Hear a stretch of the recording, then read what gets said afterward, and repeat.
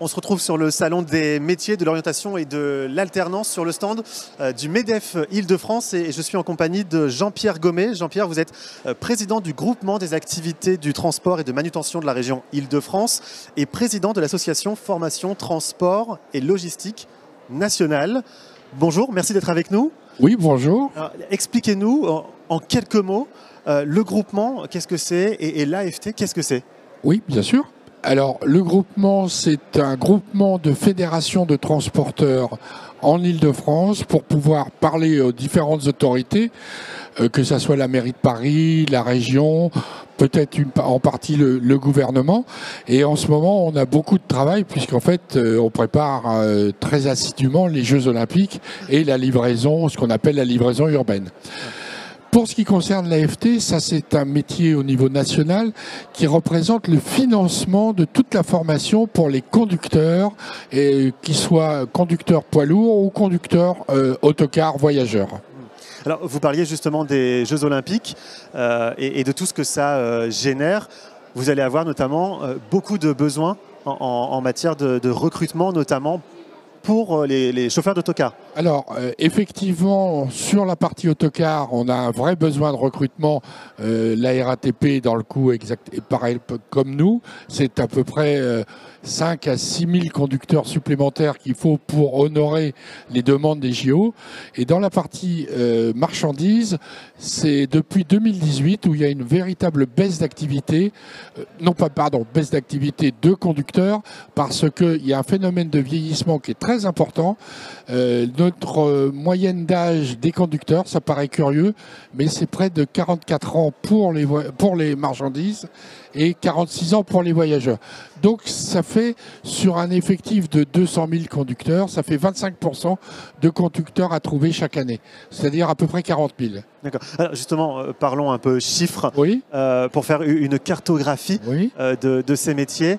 Au total, c'est à peu près 800 000 postes, c'est ça que représente la branche? L'ensemble de la branche comprend 800 000 postes. Ce n'est pas le même nombre quant au niveau des conducteurs, parce que dans la branche, il y a de l'encadrement, il y a de la manutention en logistique, etc. Mais sur les conducteurs, c'est à peu près 400 000 conducteurs. C'est-à-dire 50% de l'effectif sont des conducteurs. D'accord. Est-ce que ce sont des métiers, notamment celui de conducteur, est-ce que ce sont des métiers qui attirent?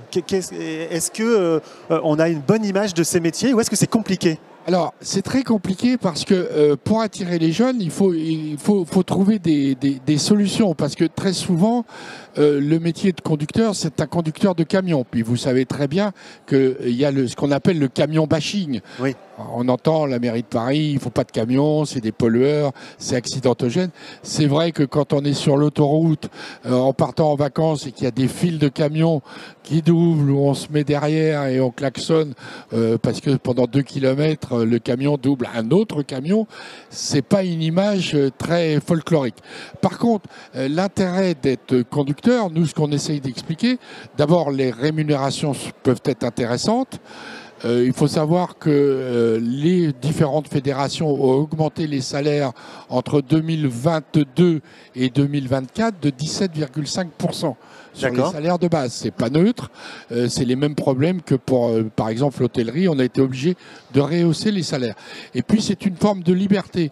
Quelque part, un conducteur, il n'est pas que conducteur. Il s'occupe de faire sa tournée dans l'ordre qu'il souhaite. Et il voit ses clients pas à l'heure qu'il veut, mais pratiquement. Enfin, il est un peu son chef d'entreprise dans le camion. Oui, mais il y a ce côté peut-être aussi, justement, certains chauffeurs qui partent à la semaine, par exemple, ça peut faire peur, on se dit mince, la vie de famille, mais c'est un choix aussi, quelque part, on peut choisir de partir soit à la semaine, soit au jour le jour, ça s'organise. C'est un peu une fausse image, parce que malheureusement, le pavillon français a perdu toute la partie dite internationale. C'est-à-dire les longues distances, il y a très peu d'entreprises françaises maintenant qui font des longues distances. Pratiquement, on peut considérer que beaucoup de conducteurs, mettons 80% de conducteurs, vont rentrer tous les soirs à la maison. Alors, ils ne peuvent pas rentrer à une heure précise, parce qu'effectivement, quelqu'un qui fait une tournée dans Paris, c'est pas toujours facile de dire... Et on connaît les aléas de la route maintenant. Voilà, les aléas de la route, les aléas des bouchons, et ça, je vous en parlerai si vous le souhaitez pour les Jeux Olympiques, où là, on va s'amuser un petit peu, mais globalement, ils peuvent rentrer tous les soirs. Donc, c'est un métier qui peut être attractif. D'ailleurs, on le voit au niveau des voyageurs, où quelque part, ils rentrent tous les soirs, que ce soit de l'interurbain ou de l'urbain. Chaque chauffeur peut rentrer tous les soirs.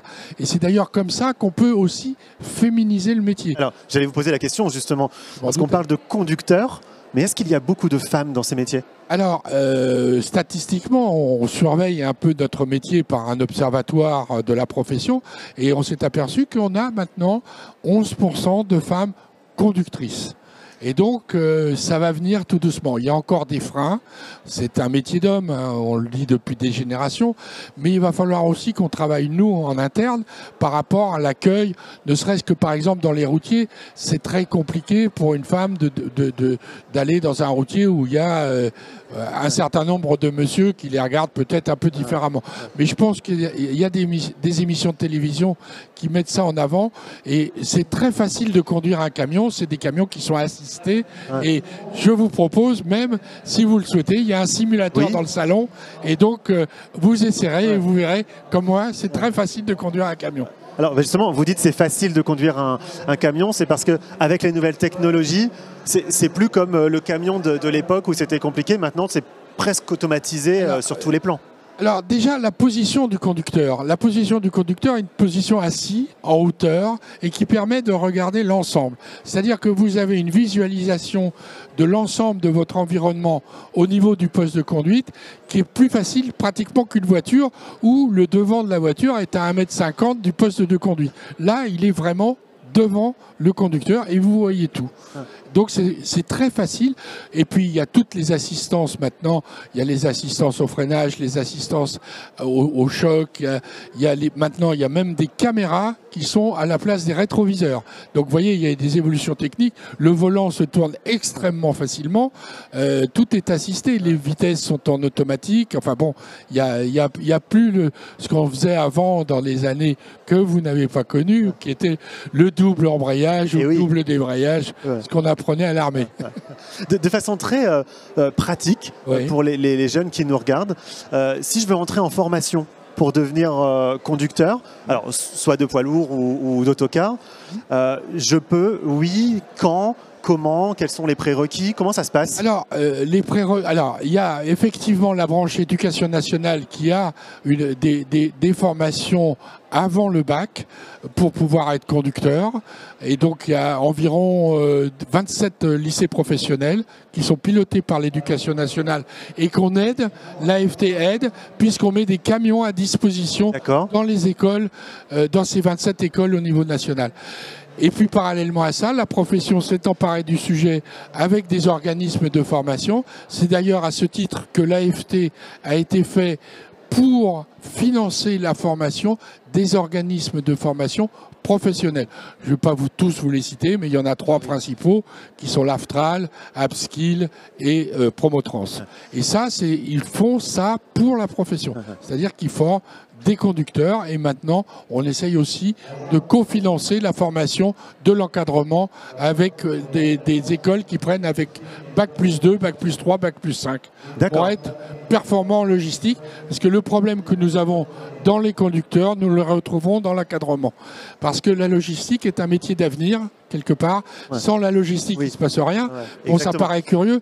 On a une expression qu'on utilise en disant toujours aux gens qui disent mais les camions, je dis mais si vous l'avez, c'est qu'un camion vous l'a apporté. Oui. Alors justement pour attirer les jeunes, qu'est-ce que vous leur diriez là? Quels conseils vous leur donneriez pour s'orienter vers ces branches? D'abord, venez nous voir. Pardon? Venez nous voir. Venez nous voir. Nous avons un simulateur de conduite. Vous savez, les jeunes ne regardent pas trop la télévision, ils regardent les réseaux sociaux. Et donc, on est beaucoup sur les réseaux sociaux pour expliquer ce que c'est qu'un métier, ce que c'est que notre métier. Notre métier est divers. Il y a des déménageurs, il y a des gens qui font pas de la longue distance, de la distribution alimentaire, la distribution des médicaments, enfin un certain nombre de choses. Et nous faisons des petits spots, en particulier sur les réseaux sociaux, et qui ont un vrai succès. En plus, nous mettons un simulateur dans les salons, parce que quelque part, expliquer à travers des kakémonos que notre métier est attrayant, bien entendu, on ne va pas dire le contraire, mais le vivre et pouvoir essayer. D'ailleurs, je vous invite. J'ai essayé moi-même. Je vais vous proposer d'essayer. Voilà. Super. Merci beaucoup. Merci Monsieur à Gomé vous. pour ces quelques mots. On vous souhaite une bonne journée et puis beaucoup de jeunes sur ce simulateur. Nous avons besoin de 40 000 conducteurs chaque année supplémentaires. Merci beaucoup. Merci. Monsieur Gomé. Au revoir.